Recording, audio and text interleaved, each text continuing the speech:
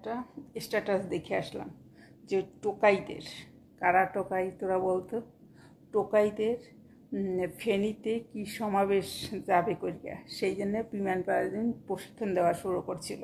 নিয়ে যাবে সেই ফেনীর সমাবেশে যাবে টোকাইগুলো লইয়া। এই বিমান বাহিনী যাবে ফেনীর সমাবেশে টোকাইদের নিয়ে। এই জন্য সে এভাবে বলছে, এবার এই টোকাইদের আর কত তোরা বহন করবি জাতি, যে ফেনীর সমাবেশ এই টোকাইদের লইয়া যাবে, এই জন্য বিমান বাহিনী ওইটা করছে, প্রশিক্ষণ দিয়েছে যে ফেনীর সমাবেশে যাবে টোকাইগুলারে নিয়ে।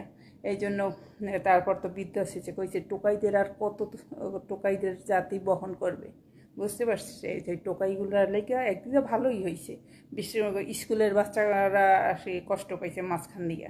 এরকম বাহিনী যাওয়া ভালো, একদম খারাপ হয়নি, তবে মাঝখান দিয়ে ফেস করছে স্কুলের ছেলেগুলা বা স্কুলের বাচ্চারা, এই আর কি, বাচ্চা কাচ্চাগুলা। কিন্তু এমনি আলটিমেটলি কিন্তু ভালোই হয়েছে। ওখানে আবার এ জায়গায় করে বাহিনী, যে কোনো বাহিনী গেলে আমি খুশি হই, কেন বাহিনীরা যা করতেছে আমরা ভালোই দেখতেছি। এই জন্য বাহিনী গেলে খারাপ লাগে না, মন্দ লাগে না। মাঝখান দিয়ে আর কি বাচ্চাগুলো আর কি একটু কষ্ট পাইতেছে, বুঝে গেল। এখন যে বলছে কোহানে যাবে ফেনী যাবে, টোকাইগুলার লিগে ফেনী সমাবেশ, তাই তার আগেই